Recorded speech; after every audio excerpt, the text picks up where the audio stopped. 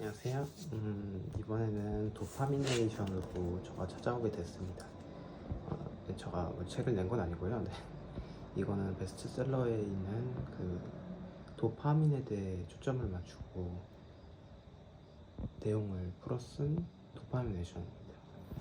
도파민 많이 들어보셨죠? 게임을 할 때나 그 마약이나 담배 뭐 이런 거를 했을 때 도파민이 분비되는 그런 거를 이 책에서 다루는데요. 이제 도파민에 대해서 이거를 보면 그냥 도파민을 보면 이제 자기 전에 핸드폰을 만진다든가 뭐 게임에 중독이 된다든가 이런 거와 같이 중독에 노출되어 있는 사람들이 읽으면 좀 좋을 책이라고 생각이 들더라고요. 그래서 뭐 그냥 방대하게 이제 뭐 도파민 해가지고 DOPAMINE 해가지고 스펠링별로 이제 중독에서 벗어나는 방법에 대해서 얘기를 나오는데, 그냥 쉽게 얘기해서 내 상태를 알고 그 원인을 분석을 하고 계획을 세워서 이 중독과 관계를 어떻게 맺을지 생각하고, 그다음에 내 마음을 잘 챙겨서 내면을 잘 관리를 잘한다. 그렇게 해서 관계를 맺어버리는 거거든요. 그게 이제 중독을 없애는 데는 30일이라는 시간이 필요해요. 그래서 담배를 예로 들었을 때 2주는 이제 금단 현상으로 되게 고통스러워하는 고생하는 시간, 그 다음 2주는 남은 2주는 보내기가 쉬운 거예요. 그래도 조금, 물론 사람마다 다르긴 하지만 보통 평균적으로 4주가 걸린다고 하더라고요. 그래서 4주 동안 이제 4주를 딱 절제를 하고 나면 이제 그거에 담배를 많이 폈던 사람들이 이제 하는 얘기가 건강을 해치지 않는 선에서 담배와 함께 공존하고 싶다. 담배를 아예 끊고 싶지는 않다. 뭐 이런 식으로 알코올이나 대마, 주나 이런 걸 한 환자들이 그렇게 얘기를 하더라고요. 책에서 이렇게 내용이 나옵니다. 그래서 아예 마약이나 이런 걸 시작을 하면 안 된다. 왜? 그 뇌가 이제 경험한 그거는 잊혀지지 않으니까 말이죠. 그렇게 얘기했던 것 같아요. 되게 쾌락이 너무 높은 그런 마약이나 이런 걸 했었을 때는 이 기억 때문에 이 중독성이 엄청나다고 그러더라고요. 그래서 제가 이제 책을 보면서 이제 키워드별로 이제 글로 적어놨었어요. 적어놔서 이걸 살짝 예시로 들면서 하고 있거든요.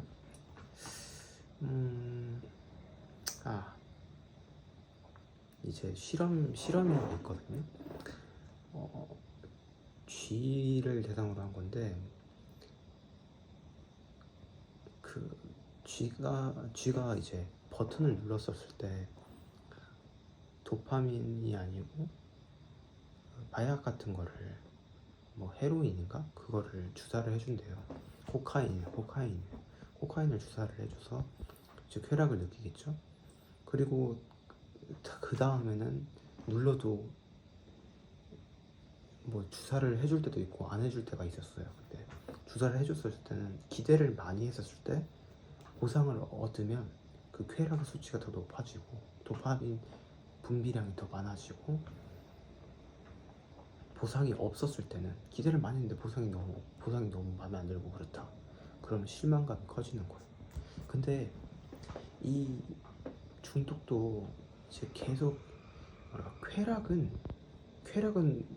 약해지고 짧아지고 되고 효과도 내성이 생기게 돼요. 그렇게 돼서 되게 무서운 거죠. 더 과다 복용하게 되고 결국에는 죽음에 이르기까지 하는 거죠. 그래서 되게 무섭습니다. 근데 그걸 반대로 얘기로 긍정적으로 쓸 수 있는 방법이 있어요. 도파민에 대해서 그냥 여기 이 책에서 얻을 수 있는 건 딱 그냥 그거예요. 중독에서 벗어나는 법, 이거에 대해서 얻을 수 있고, 그다음에 이제 운동이 주는 얼마나 좋은 영향이 있는지. 운동이 엄청 좋다, 건강에 되게 효과적이다. 신경과학자들이 하는 말인데 운동만큼 좋은 게 없다고 그렇게 얘기를 합니다.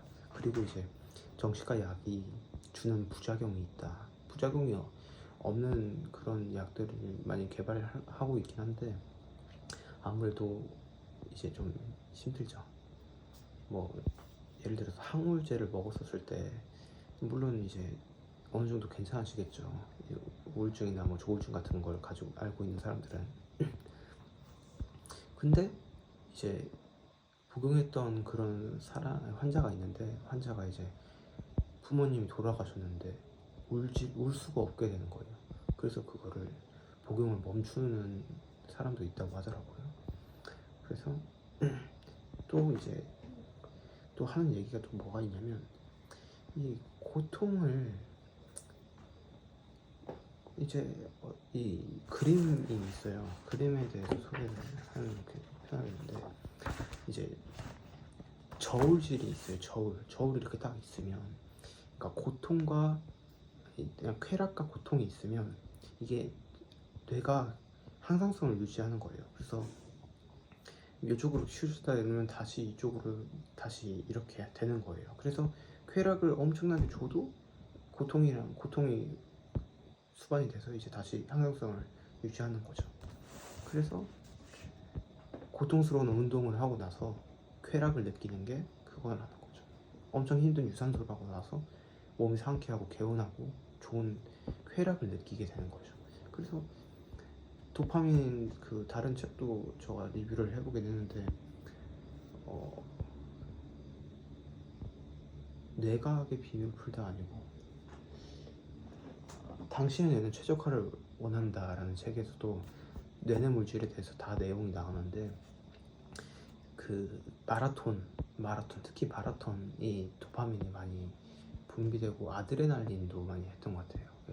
그렇게 해서 엄청 고통스럽지만 쾌감을 느끼게 해준다는 거죠. 운동은 도파민뿐만이 아니라 뭐 노르에피네프린 뭐 이런 모든 뇌내 물질이 많이 분비되게 돼가지고 되게 좋다고 해요. 그래서 이제 운동이랑 그리고 찬물 샤워를 가장 좋게 얘기를 하는데 아침에 찬물 샤워를 했었을 때 찬물 샤워를 실천하기 쉽게 따뜻한 물로 샤워를 하다가 찬물을 바꿔서 마지막에 15에서 한 30초 정도 하면 저도 그렇게 하고 있거든요. 그렇게 하면 이제 자신감도 좋아지고 자신감도 향상되고 스트레스도 해소되고 혈액순환도 좋아지고 순환이 되니까 그 다음에 체내 그런 염증도 해소되고 피부도 좋아지는 효과가 있어요. 이거는 네이버 정보에서 대해서 제가 알아보고 말씀을 드리는 거니까 정확한 정보고요. 근데 개인적으로 이제 피부가 좋아진다는 얘기는 살짝 조금 모르겠습니다. 그거에 대해서 그런 화장품 뭐 그런 게 많이 생겼었는데 뭐 흡수가 더 잘 된다 뭐 이런 얘기하는데 그거는 조금 과학적으로 맞지 않다고 하는데 그거는 살짝 조금 의심해 봐야 될 것 같고요. 하여튼 그걸 제외하고도 좋은 효과들이 많아요. 그래서 이제 고통에서 벗어났었을 때 발작적 기쁨이라는 게 있거든요. 여기서 실험을 했었을 때 개한테 전기 충격을 줘가지고 주고 더 줬었을 때 뭐 고통이 줄고 짧고 약해진다고 했었죠. 얘기가 고통을 계속 주면 줄수록 내성에서 적응을 하게 된다는 거. 그때 이제 고통에서 벗어났을 때 발작적 기쁨으로 되게 좋아한다고 개가 그런 실험이 있었어요. 예전에 그런 예시를 통해서 찬물 샤워에 대해서도 얘기가 나오는 거거든요. 그래서 이 도파민 네이션은 찬물 샤워랑 정리하자면 찬물 샤워랑 그 다음에 뭐 운동 그리고 정신과 약에 대해서는 그 부작용이 있을 수 있다. 뭐 이런 얘기들로 이루어졌다고 보면 돼요. 그래서 개인적으로 봤었을 때 정신적으로 많이 조금 아픈 사람들이나 그런 사람들이 읽으면 정말 좋을 책.